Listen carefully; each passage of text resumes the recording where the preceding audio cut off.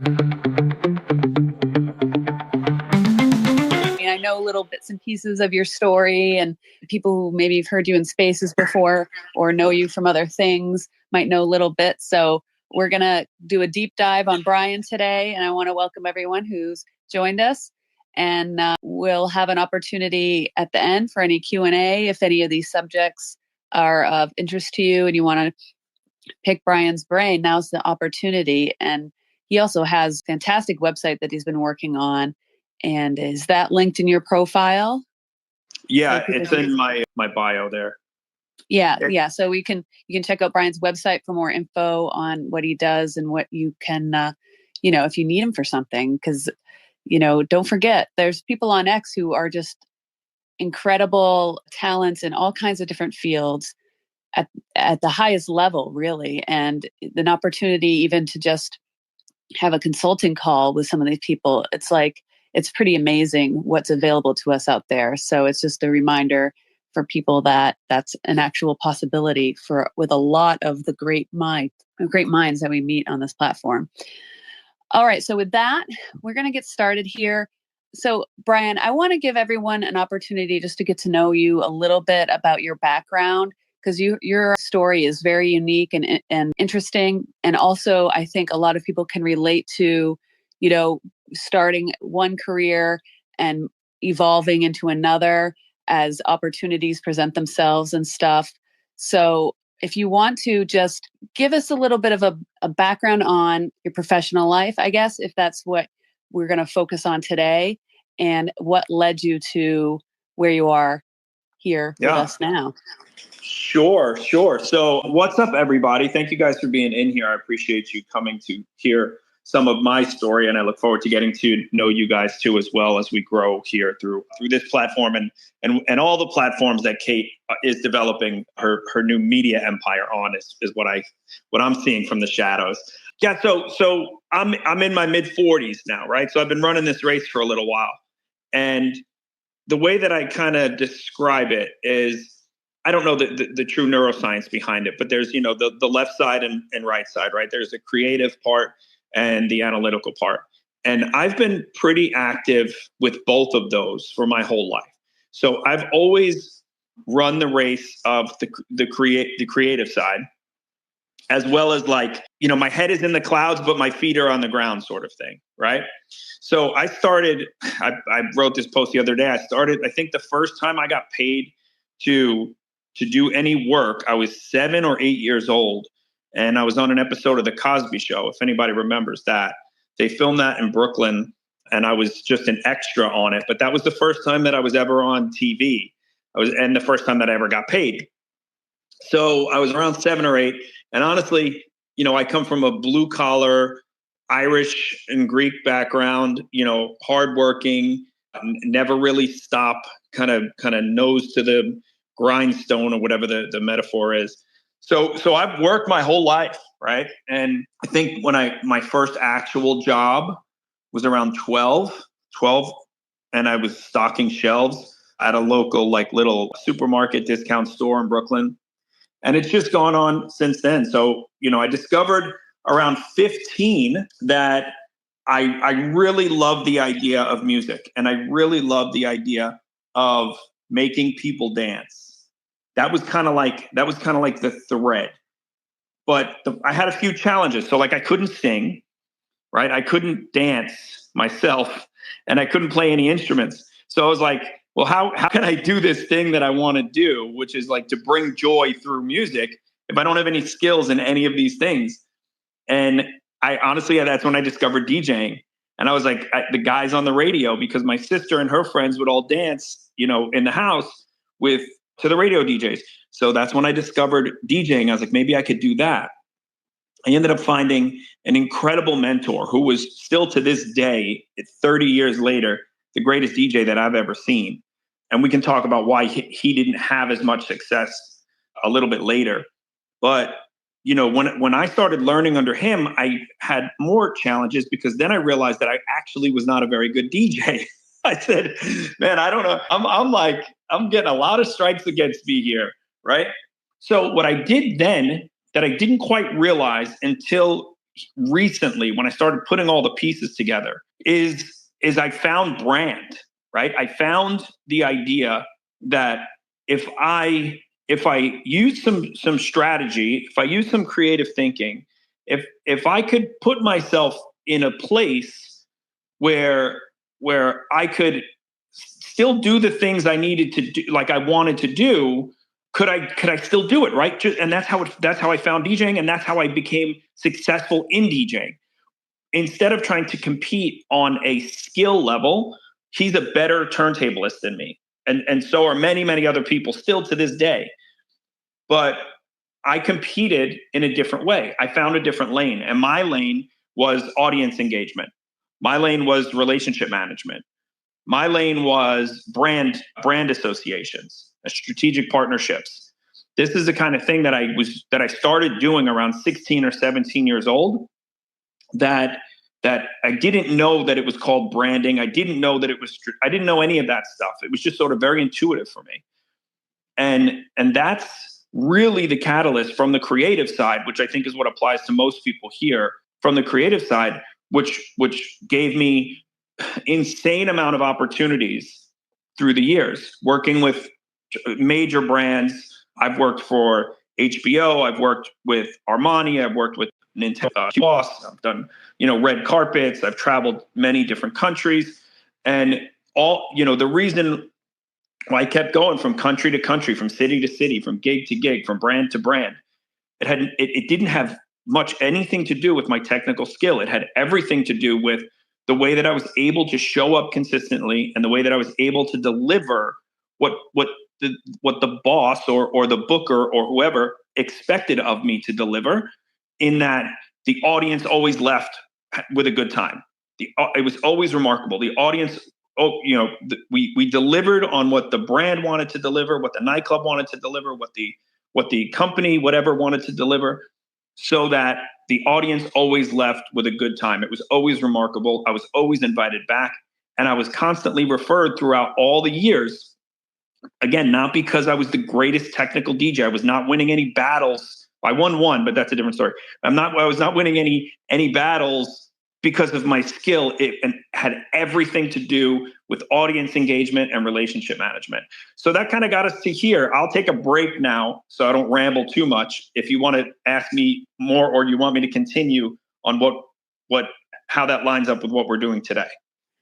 Yeah, so there's a lot there. I've been jotting down some notes and stuff. And, it is interesting, once we get older and have lived a lifetime of multiple lifetimes, maybe, right? It feels like in different careers and places, that what we can learn looking back at it and realize like what we did intuitively, and understanding that, and then being able to share that with others and apply that. And so I think that's kind of where you're headed now with this stuff, right? It's taking what you've learned, looking back at your experiences, focusing on what you're good at and doing more of that, being really focused on your energy and enhancing your what your talents are, and also understanding where maybe your faults are. And I'm sure you were very, very good DJ. I know you're comparing yourself to the probably highest levels of the industry, but you have to have some kind of talent to not just engage the audience, but to keep them entertained. So I'm sure, I'm selling yourself short, I'm sure, a little bit there. And, with that focus, that brings on different opportunities, and, just the message of delivering on the expectations of what people, when they hire you, delivering, I think, is a huge one. So those are the little bits and pieces I picked up from that. So from here, you're a successful DJ at this point. And about what age are you thinking like there's something missing, or is there a transition you're making, or something you're realizing in your life that needs to change and brought you to where we are now? Yeah. So let me add in the other piece to that. So like I mentioned, that was the creative side, right? Then there was I don't know what you want to call it, but I've always had the strong desire to help people that I could help. right? That was taught to me like by my mother. She started a nonprofit many, 25 or 30 years ago. It's always been in our blood to help. We're community based, small, tight knit neighborhood in Brooklyn, like a European background, very community based, very much helping others, right? For me, the way that manifested itself initially was in sports, coaching sports, because I was an athlete my whole life, and that's how I got on the Cosby Show that time anyway, when I was 7 or 8. But it manifested itself first in sports. So when I graduated college, I went back to Brooklyn and I started coaching football for the team that I played for when I was a kid. So at this point, I've now coached, I don't know, 30 some odd seasons of youth sports. And that was before I even had my own kids. It was just something that I always felt that I needed to do, was give back. And that was the way that I knew best to do it. So that's kind of like lane number 2, right? Lane number 3 is the feet on the ground. So, what am I going to do?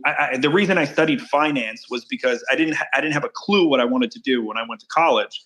But I figured whatever I'm going to do, I hope that I'm going to have money. That's kind of the whole point, right? So at least, if nothing else, I'll know what to do with my money when I get my money. Now, that's not exactly what I learned in college, but that's why I went through the finance kind of thing. And it ended up helping me many years later. So the feet on the ground, I was a licensed broker. I worked on Wall Street. Like, this is all at the same time, right? As DJing, traveling, and my commitments to the kids and all of that. So that's my analytical side. So I was, underwriting deals. I started getting more and more opportunities because of my DJ exposure to, invest in different deals. We had a restaurant in Spain for 3 years. I started a real estate company. So I've been investing in real estate and other types of small business investments throughout the years. So there's really kind of like those 3 lanes, right? And kind of where we're sitting now is the culmination of all of that. I got to a point where I'm like, okay, I need to do more giving back, in more than just coaching sports.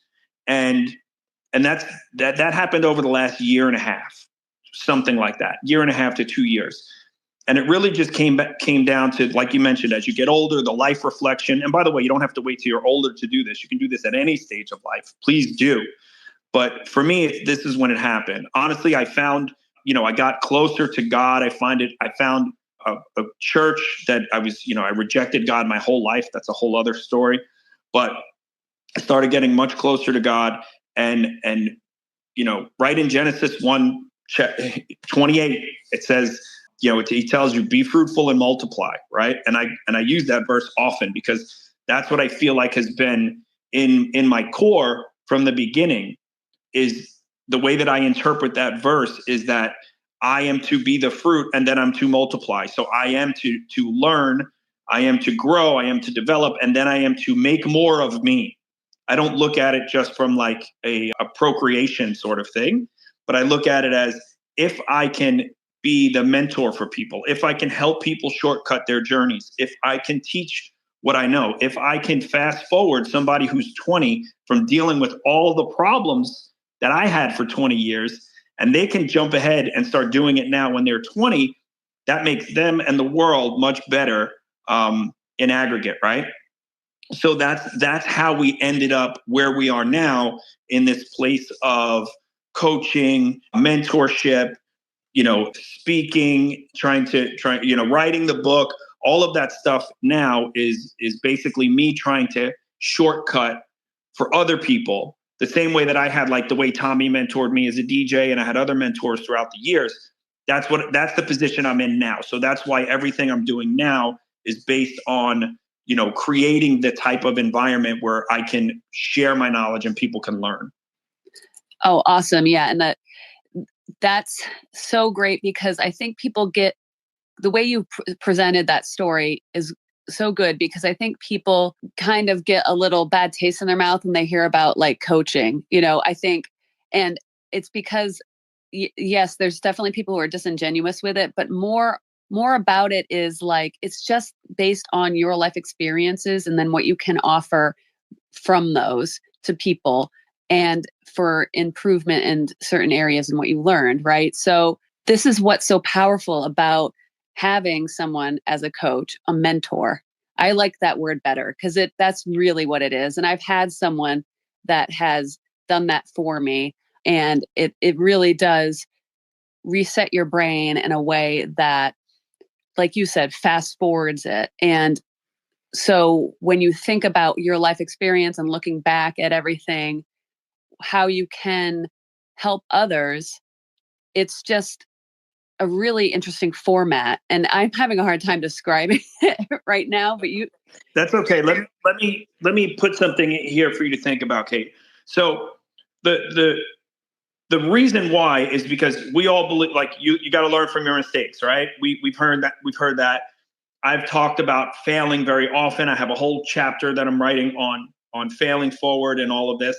But you're supposed to learn from mistakes. They don't necessarily have to be your mistakes, right? You can learn from someone else's mistakes. That's why we read biographies and things. It's about successes, but it's also about failures. What went wrong? So I can tell you all the things I did wrong, and there's a lot of them over the past, 40 some odd years. And then you can learn that. And then you don't have to do that. That's really how it happens, right?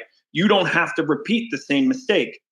It doesn't work for children. Believe me, I'm trying with my kids. I'm like, you don't understand what. So any parents out there, you know that it doesn't work for children. It might work for some semi-mature teenagers and potentially adults, hopefully. I mean, at least if they're willing to be coached. Now, the distinction.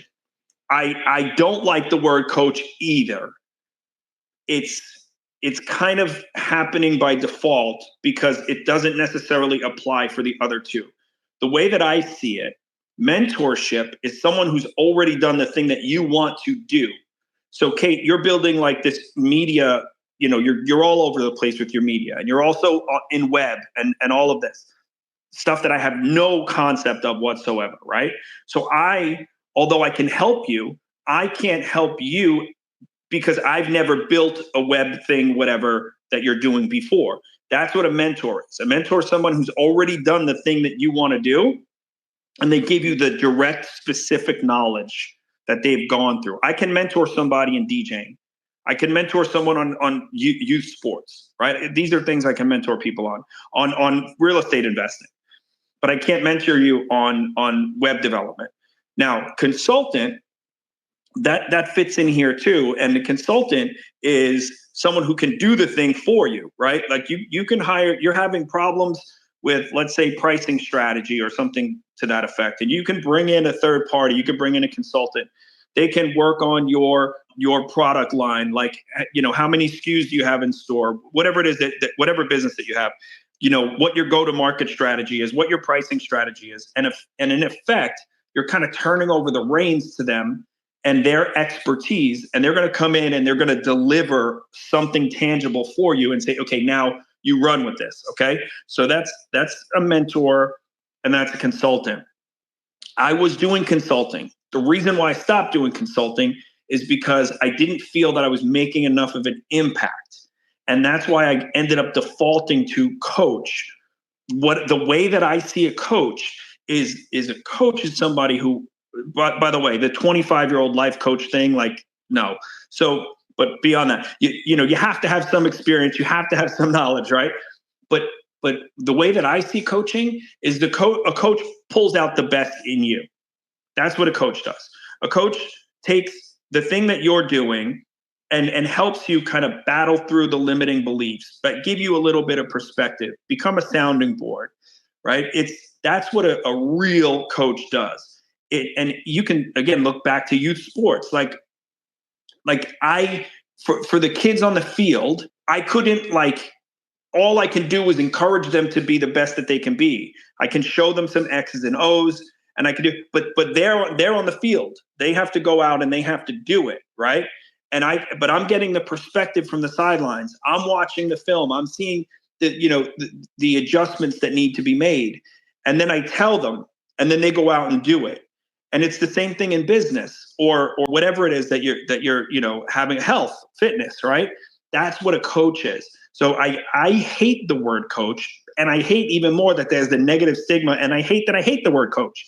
But unfortunately, by default, I think that it's the most descriptive for what I do, because the way that I envision the coach is, Kate, if I make you better as a person, if I can pull out the best in you, if I can shortcut your life and your success, then in turn you can do it again.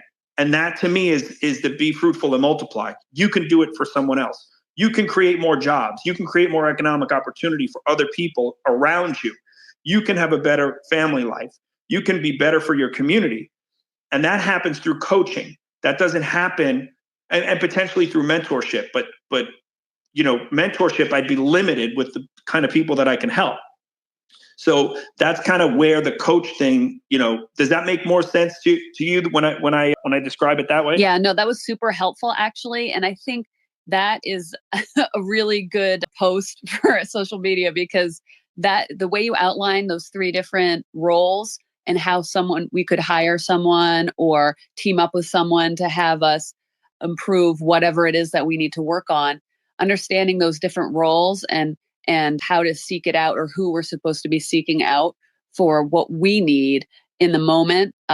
You know, that is super helpful. And that really gave me some clarity on those different types of people out there that are available. And, you know, for me, some of the stuff just kind of happens organically. And that's why I like to talk to people so much and use X Spaces for that. It's such a fantastic way to, you know, find out, like, what is it that this person can do for me if I want to work with them or hire them or start their course or their program or a workshop, or even just listening to their space for an hour. You know, that time is valuable to me. So having all that outlined really narrowed it in for me. So I hope it did the same for some other people here listening as well. So getting back to kind of your story as it's progressing here and all the life experiences that have led you to what you're focusing on now for what you want to do and what you are actually doing, how does it come to be in this point? I'm sure it's evolved, you know, in the past few years about where you're focusing your energy or the people in your life that have helped guide you and some of the other things. So you're DJing, you're coaching kids and sports, and, you know, you have your finance background, and all these little pieces come together. So let's get to, you know, the past maybe like 5 years or whatever it is that's led you here now. Yeah, I mean, most of this is happening over the last 18 months.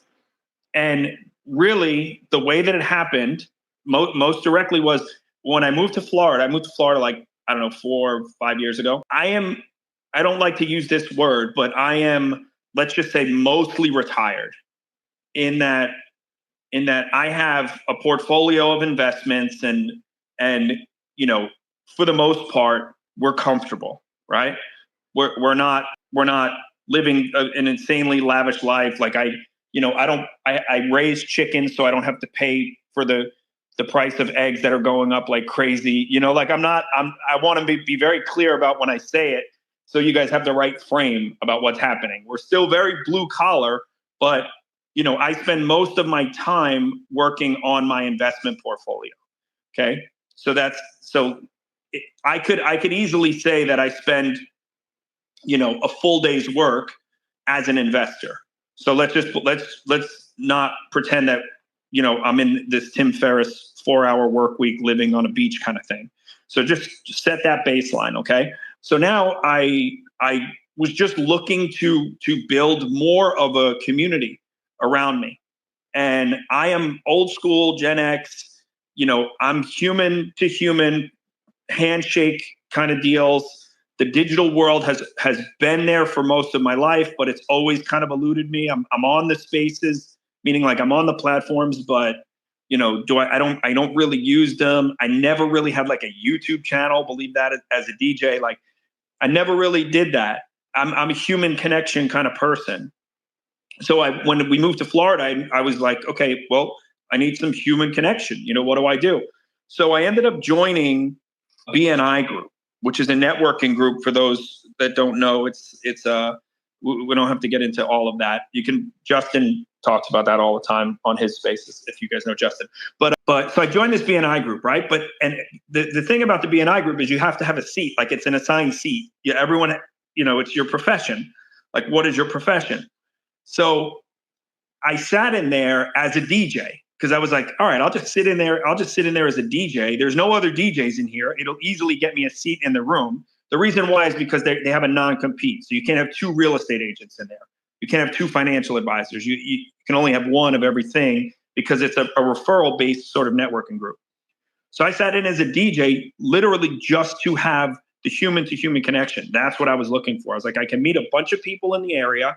And by the way, if I need a plumber or I need an electrician or I need a whatever, right? Everything, my whole life has always been about strategic placement. It's positioning, whether we're talking about brand specifically or what I choose to do as a human.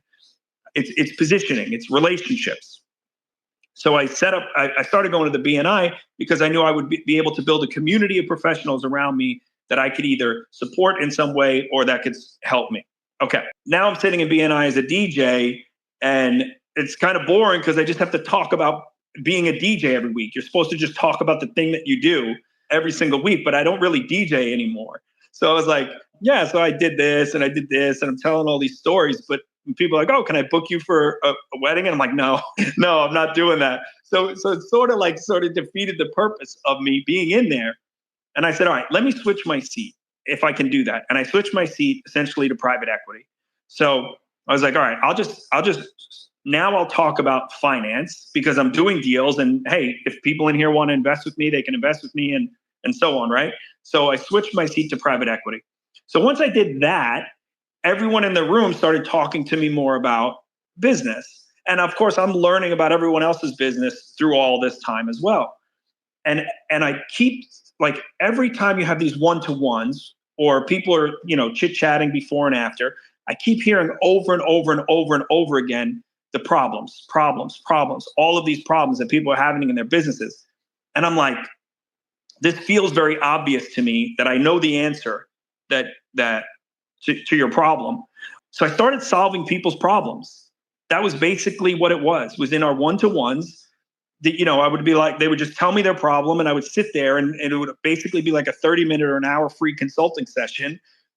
But I was just kind of being me. Like, I was just like, have you thought about this? And what if you positioned yourself this and so on and so forth. And over and over, people kept saying, you should charge people for this. You should charge people for this. And I was like, really? This feels very intuitive to me. And by the way, in case you guys don't know, here's the shortcut secret. The first problem that everyone has is brand. That's number one. That's the problem that everyone has because no one gets that right.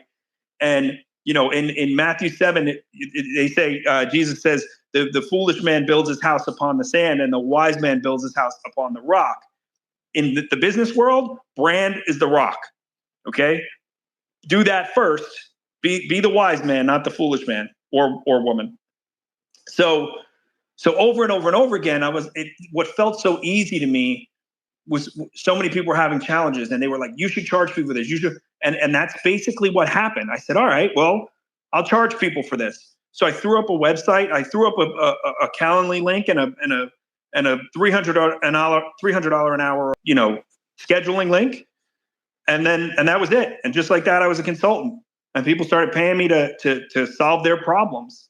And it was in that I did, a bunch of times over and over and over again that I started feeling like I still felt this unfulfilled, this unmet potential. I was like, okay, so I'm helping people, but I'm helping them in this micro sort of way. And we're just fixing this one thing, but they need more than that because it's not just that thing. They need more than that. They need to understand why that's a problem. They need to know how to fix the next problem when the next problem comes. And I don't want them to, I don't want them to have to call me every time there's a problem and pay me $300 an hour to answer their, like, what if I could just teach them how to do things better? Then they don't, then that solves the problem, right? And all of this was happening at the same time, as I mentioned, that I started finding God more and realizing more about purpose and what I feel like I'm supposed to be doing in the big picture. And that's how it went from nothing to consultant to coach. And that was all over the last, 18 months or so. Wow, that's incredible. And I think that really shows the power of the in-person networking. And I'm a super firm believer in that. And, it will work like 1,000 times quicker than social media and online. And I always hear, you have to be online, you have to be on social media. There's no other way to reach people. And I'm like, this is this is the slowest and hardest place to actually meet the right people that you need to be connecting with, when no matter where you are in the world, there is a networking group that is going to be in the lane of whatever you need to be seeking out. If it's business, those are everywhere. If it's creative and arts and all that stuff, those are everywhere too. They're not, and the maker groups are everywhere. And this is the thing with that. You have to seek it out. So you took that action, moving into a new area and seeking out that professional group, and then were active participant in it. And then it evolved. So you kind of just threw yourself in there. Okay, we'll see how this goes. And then you're free to evolve whatever it is that you're doing so that it actually fits what you're looking for. And then I just love it because you're talking and people are telling you what they want from you. Exactly. And then you react to that by creating the website and a way for people to buy what they are telling you they want to buy from you. So it's the power of that is amazing. And it is really a shortcut it's reminding me of that. Like, it is really a shortcut to figuring it out. Like, if you're kind of lost and trying to find your direction, that direct human interaction, it being in a networking group or like a one-on-one, hiring a coach or whatever, it works so good every time. And I'm like, oh yeah, I need to do that again. That's a really great reminder. So the consulting, I don't know, what did that do? Did it burn you out over time? Or you said it just slowly, you realized, okay, I'm becoming like the troubleshoot tech support line ultimately for whatever their problem is. So you wanted to get to solve the deeper problems. So how did that with your existing clientele, I'm sure you had, I want to just understand how you evolved from that person, because I'm definitely that person for a lot of my clients. So how do you evolve from being the one that just kind of solves the problem and says, here, this is what you need to do, to being like, ultimately, these are the changes you need to make in a way to solve your own problems, is it? Yep. So I just decided, right? That was it.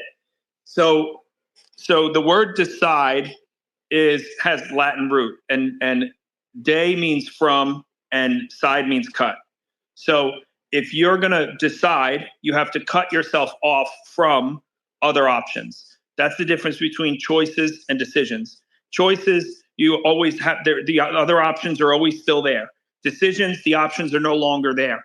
So that was it. I just decided there's no longer the option for me to solve your problem, because that's not fulfilling for me. And the reason why it's not is because I don't think that that's what you need. Right? I think that you need something different. So I started figuring out for myself, how can I better serve the people that have these problems?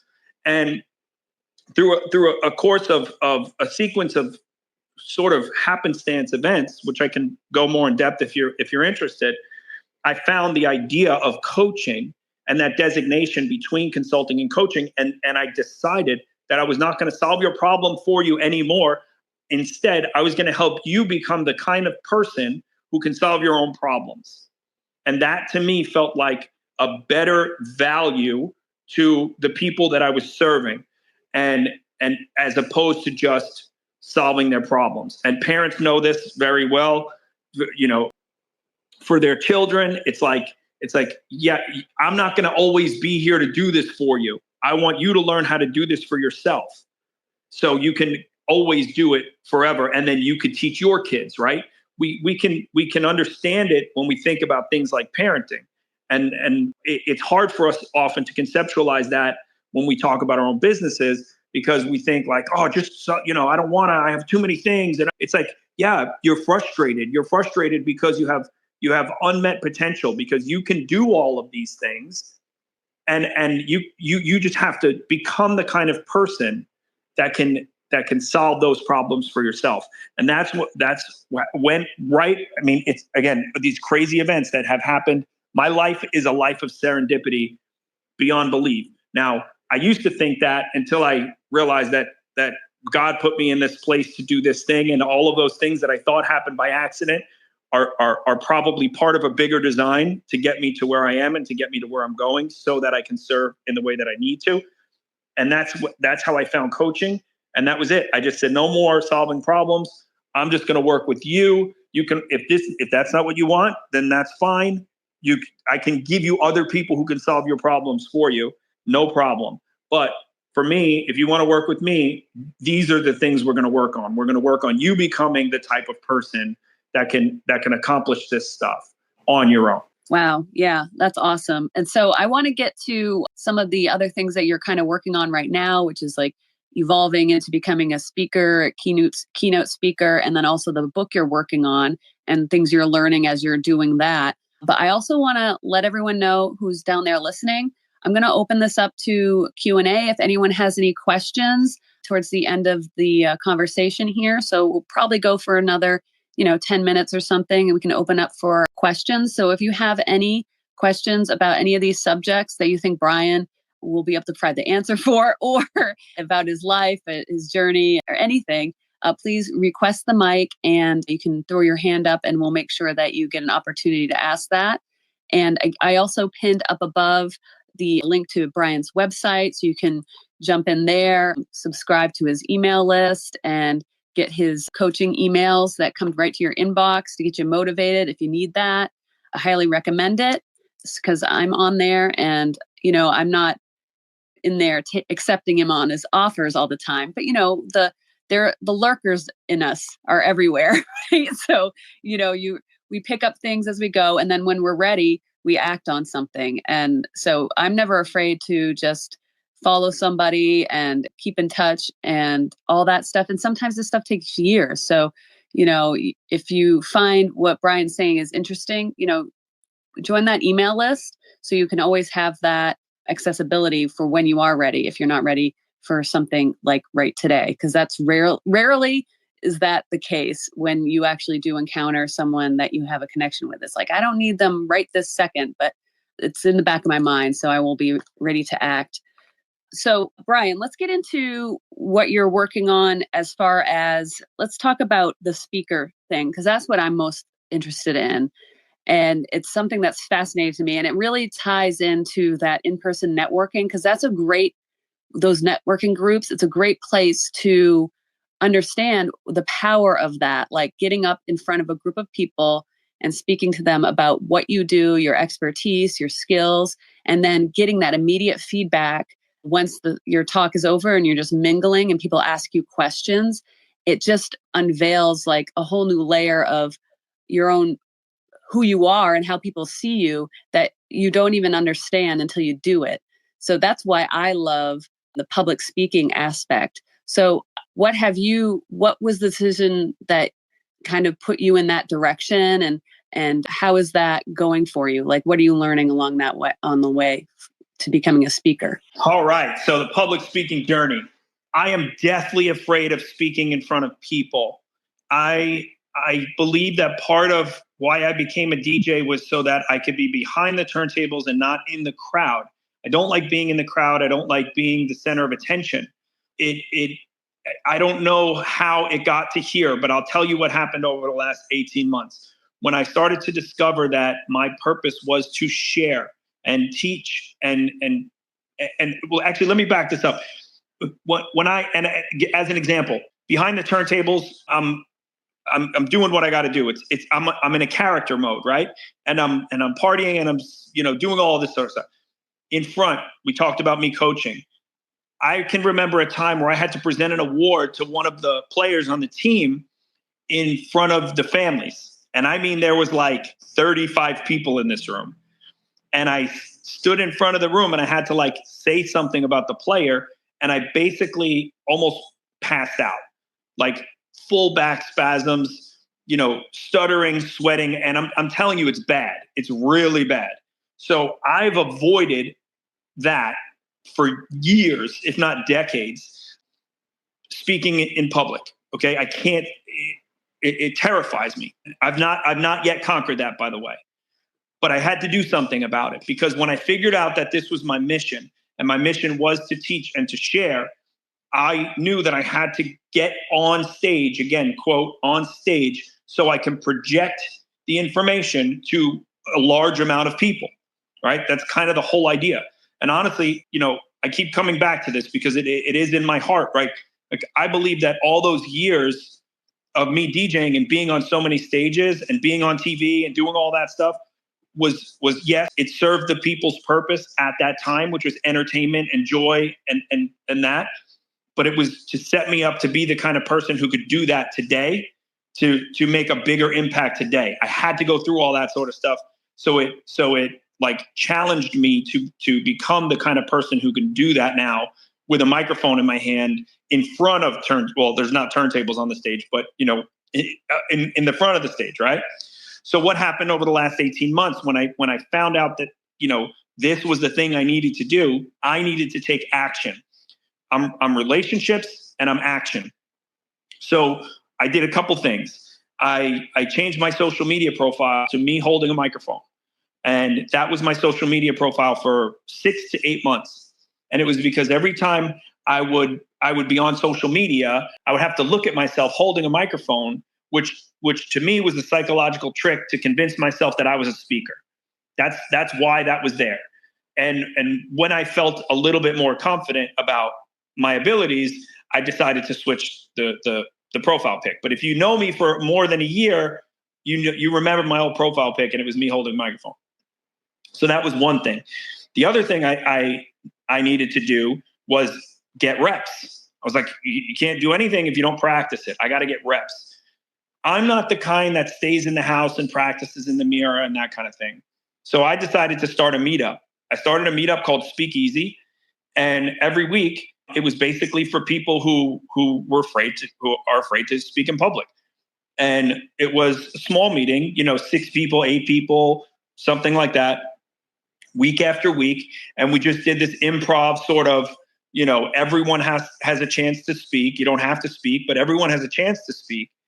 Because in a lot of these networking meetings, or the commerce meetings and stuff, you don't often have a chance to speak. And if you do have a chance, it's usually something you have to pay for. It's some kind of presentation that happens once a year or something to that effect. I didn't want that. And what I was looking for didn't exist. So I created it. And I created that Speakeasy meetup. And we met week after week. We had the camera set up. There was no external. There was no publishing on social. There was none of that. It was just, you got your own footage for you to go over, study the film. Remember, I'm a sports guy, right? Study the film and get better at your reps. So that was the second thing I did. The third thing I did was I actually found a networking group that does let you present. And they offer, 10-minute presentations that you can present, and you can present at multiple different meetings around the region. So right away, I signed up for that. I was like, I just have to do this. So I started doing that, and I signed up as often as I could to do presentations as often as I could in different meetings all around the Tampa Bay region. Side note, they just had their award dinner for the year, and I came in 3rd place out of 500 as the presenter of the year, which to me was huge because just 6 months ago when I joined, I had only spoken in front of people, a handful of times. So that's really it. I just took a ton of action. If I knew I needed to do something, it didn't exist. I created it. I found one that did exist. I joined it. I over leveraged myself with building the relationships in that. And we can talk more because I'm actually co-authoring a book for that organization as we speak. And, I went deep into that organization, again, positioning, relationships, and taking action on things that scare me to death. But because I believe that I have a bigger purpose, I believe that if you have a calling, take a note on this. I believe that if you have a calling, meaning if you feel that you need to do something, there's someone else in the world that's praying for that. Someone else in the world is praying for the thing that you have to deliver. So I take it as an obligation. I'm like, I feel this inside me that I need to share this. Why? Because someone else in the world is praying for this solution, and I might be the one. I might be sharing the same message as a dozen other people, but maybe they need to hear it from me because of my age, or because of my shared experience, or because of because I'm a dad, and whatever it is, right? But so if you feel a calling, if you feel that, truly feel that, don't run away from that. And I would challenge you guys to find a way to get that done, because somebody out there is asking for that, if not praying for that solution, that you're the one that can deliver it to them. So I feel that I have that obligation to be able to succeed in this way, to accomplish what I believe I need to accomplish, which is sharing the message and helping people become the type of person who is better at business, better at branding, better at economic development, so we can create economic freedom and continue that ripple effect, for throughout the world as it exists today and future generations. Yeah, awesome, Brian. That's so inspirational what you had just shared there. And I want to just drive it home. When you were like seeking out something, you're like, I know I want to improve in this arena, public speaking, and you're seeking out in your area and there's nothing there. Guess what? You can create that. Whatever that is for you, you can be the one that creates it and finds the people that want to participate in that. Now, on X here, if you have an idea, it's such a great little testing ground, because if you have an idea for something like this, you can start it as a space and kind of workshop it in this kind of area and find out like, okay, what can I do to improve? And then you can also translate that into the real world and bring it to your community, which I think is such an opportunity, because there's people out there just seeking out things in their community, just waiting for something to appear that doesn't exist. And they're just sitting there waiting. And you could just kind of create it and do it, because if you're thinking of it, I'm sure there's other people that are thinking of it too, and just sitting there waiting for something to happen. So I love that. If it doesn't exist, just create it. And then the local or other professional organizations, like, that is such a underutilized opportunity in whatever your space is, your expertise is. Seek out the professional organizations. They can be national, and then they'll have like local chapters and stuff. And they'll often be like desperate for people to speak. So if you're interested in becoming a speaker and you have an expertise on a subject, you can reach out to these organizations, join them, go to a couple meetings, and find out like what would they need. And you can pitch stuff pretty easily, and they'll most likely say yes, yes, yes, because they're always looking for people to fill up the time, engage the groups, the communities that they're building. So those opportunities are out there. And what I also like to do, if you're not out there actively seeking stuff like Brian is just listen for the opportunities. So once you start listening, the opportunities just start appearing, and you have to be ready to say yes to stuff. And that's a big piece of it. So if you're not like, okay, I don't see myself as like the organizer and building a group and everything, be the one that's like listening for opportunities and then act on them, fulfill them, and participate when they come in and are presented to you in the way that Brian's saying. It's just it's like such a life hack. It really is. And that you can apply that here on X. So I give out opportunities all the time. So the other day I put out an opportunity to say, hey, does anyone want to be interviewed if they have something that they want to talk about? Guess who took me up on that opportunity I put out? He's right here up on stage. So it's that simple, guys. And, if you're not comfortable with the idea of being interviewed about your expertise or subject, what's a better way to do it than in this kind of format? It's very low pressure. Everyone here listening, I think, everyone here knows me and I can make it very easy for you and comfortable for you to have a conversation about yourself and your expertise and get that, that difficulty of that first time or public speaking fears or whatever, kind of just brush it off. I want to let everyone know, if you want to ask Brian a question, please request the mic and come on up and we'll let you do that. I do want to give Brian an opportunity to speak about the book he's working on before we close up the space. So, writing a book is something that I've never really thought about. But I think it is a natural progression of everything that you're saying here, where you kind of really hone in on what you're really good at and the value you can provide for people. Then you just want to keep doing it and doing it. And what's a better way to do that than getting it all out of you and into a book? And that probably unlocks a whole nother level to what you're doing. So why don't you talk about how that started and where you're at with it and what you're hoping it will become? Sure. Yeah. So I just want to shout out everyone in the room. I want to say thank you to some of you guys have been here from the beginning. So I appreciate you listening to me babble. And I look forward to anyone who wants to jump on stage and have a conversation to continue this. And thank you, Kate, for hosting this. And as we get to the book, so I have some primary drivers, some primary sort of consistencies within my perspective on life and what I do. And strategy is right at the top of the list. Clarity is right at the top of the list. And then, as I mentioned a couple of different times, positioning and relationships.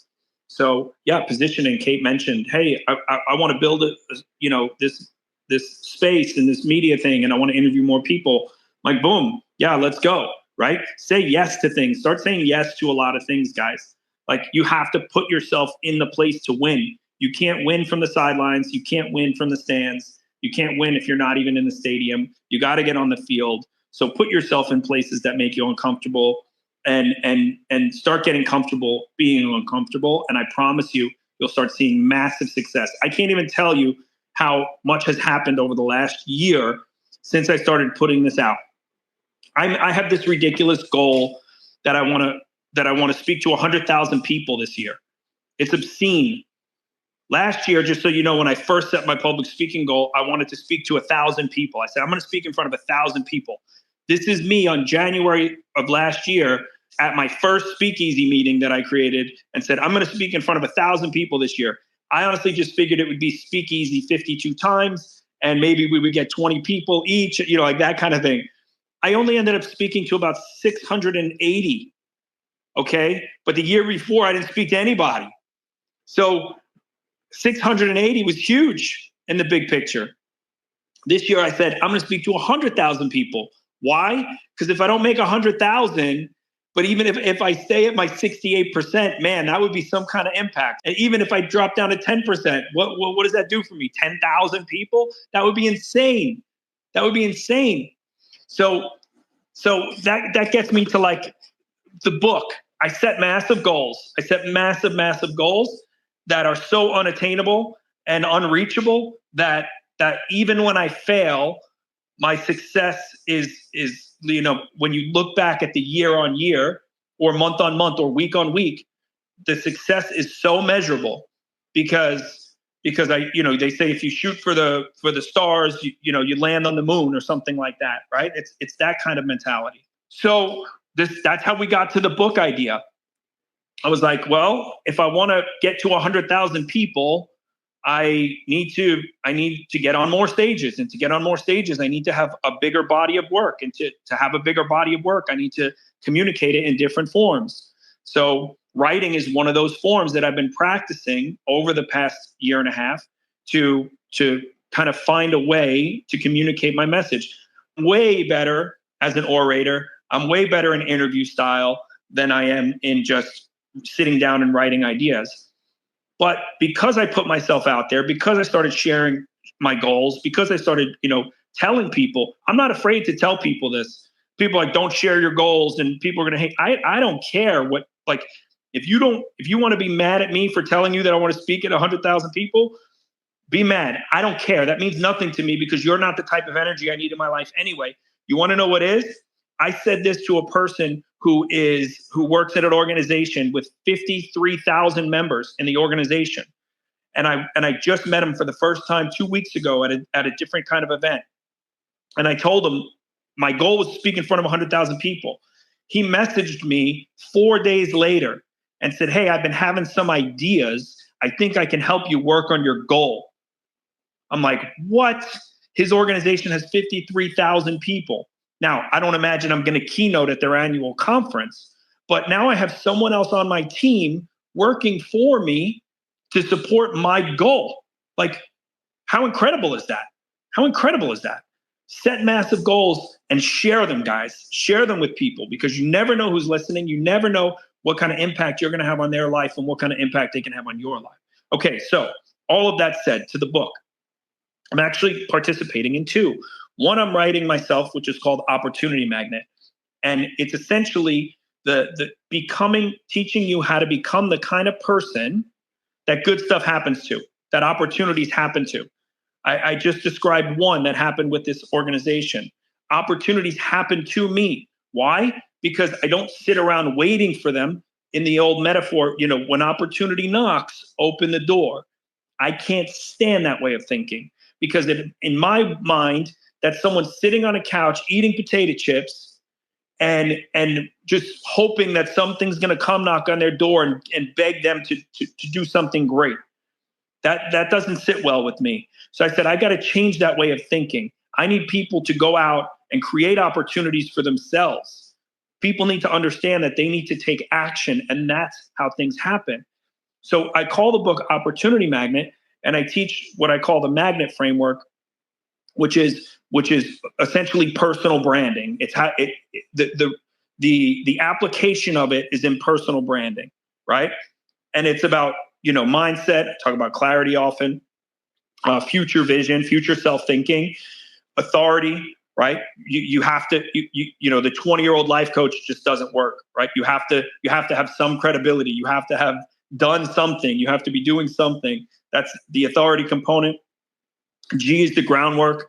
So, for years as a DJ, one of the big mistakes that I made was I was out there everywhere, press, media, international, this and that. But because I was not on social, because I didn't really have a dedicated website, because I didn't have the place for people to go once they discovered me, I think that I suffered a lot of things that I didn't have to, where I could have even had more opportunities had I established the groundwork. So that's what I talk about in the G. The N is network. We've been talking about that the whole time. Relationships, strategic partnerships, and so on. The E is execution. For me, that's consistency. That's showing up over and over and over and over and over again in the same way, so people know what to expect when they hear your name, when they know you're coming. When I talk about Nike, nobody expects me to produce a flat screen TV. They expect me to produce athletic wear. Okay, that's the execution component. And then T is trust, because nothing happens without trust. Kate and I had established a relationship over the past few months through social media. I can't imagine that when she said, I want to interview somebody, and I said, I want to be interviewed, that she would have just said, okay, sure, and took the first person that was on there. We had to establish some element of trust, so she knew what to expect from me. She kind of had an idea of how I was going to communicate to her audience and her platform and her community. So she trusted the idea of having me as a co-host and interviewee within her space, right? So that's the trust element. So that's the book, Opportunity Magnet, and that's what I talk about most often. It's helping experts essentially go from invisible to unforgettable, right? To becoming remarkable, to becoming the kind of person that people trust, that people talk about, and in effect, in most common term, it's personal branding. Now, take a breather. The other book is the book that I've been asked to co-author for this smaller association that has about 500 something people. This book is called, it's about networking. And in effect, my role in this, and again, here, I'll give you guys I'll give you one more, and I know we're going to wrap up here soon, Kate, but I just want to illustrate to you guys the way that stuff happens. Okay. So the book is a collaboration of a bunch of different entrepreneurs within their organization. And each one of them contributes some kind of an anecdote of a personal story to kind of teach a lesson, right? They've done 2 books so far. Both of them are Amazon bestsellers. This is the third one. It's like each person has a chapter and they tell the story. And in this book, it's about networking, and the 3 segments are know, like, and trust. So they asked me if I wanted to contribute to one of the chapters, and I'm like, yeah, sure. So, I'll contribute. So now I can be one of many, right? I could be one of 30 other authors that are in that book, or I can do something about becoming more noticeable, creating more opportunities for myself. So what I said was, instead of me contributing a story, one chapter, and the whole book be about stories. Now, of course, you have to be kind about this, right? You have to be empathetic. I'm not changing their formula that's working, but what I'm doing is offering an opportunity for them to enhance it. So I said, what if I wrote a closing chapter for each section that it's not just about the personal stories, but it's about how people can apply what they've learned through those stories in today's world and in the world of the future, right? So I pitched them the idea of me writing 3 chapters instead of 1, and small chapters, like they're like 1,500 words or something to that effect.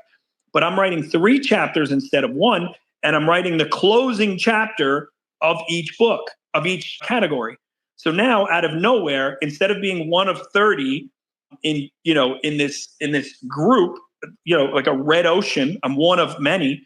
I'm automatically being tapped now as the expert for how to know, like, and trust, how to develop know, like, and trust in this book that's now hopefully on their 3rd Amazon bestseller, right? They love the idea, and they said, yeah, let's do that. So that's what I'm doing for that book. And again, just to illustrate the idea that you have to be creative, you have to take action, and you have to do it in a way that is serving other people. Yes, you're going to benefit from things, whether it's financially, whether it's emotionally, whether it's psychologically, whatever it is that you're going to gain from producing the thing that you're ultimately trying to produce, or sharing what you're trying to share. Yes, that exists, right? There's mutual benefits, but you lead with what they want. How do we serve them? How do you serve their audience? How do you make things better for their product or their event or their whatever it is? And when you think that way, you start to get people to buy in to your belief system. They get to buy into you as an individual. They believe you, they trust you, and they create more opportunities for you. And that's how I got to travel the world. I never ran an ad. I never did any marketing. I never did anything like that. I traveled the world because people talked about me. People referred me to other people without me asking. People set up opportunities for me that I couldn't even imagine, because I did what I said I was going to do. I was consistent, and every time I showed up, they knew what to expect. I over-delivered every time, and it only through the natural course of humanity created opportunities for me that I could have never dreamed of as a kid, sitting in my living room, thinking that how could I just make people dance? So go out and create these kinds of opportunities, guys, because people will go to bat for you. People will support you and help you develop your dream. But there's steps to take in order to do it. And I hope that I was able to communicate some of that with you guys here through this space, so that you can take that and go out and do that starting right now, not tomorrow, as soon as you get off this space. Oh, awesome, Brian. I love that. What a great way to close up this conversation. It's just been so valuable. And then I have unlocked another 1,000 questions for you. But I do, I got to take action. I got to get on with my day. So thanks so much for accepting the opportunity I put out there to the world. I love it when people take me up on whatever I put out there.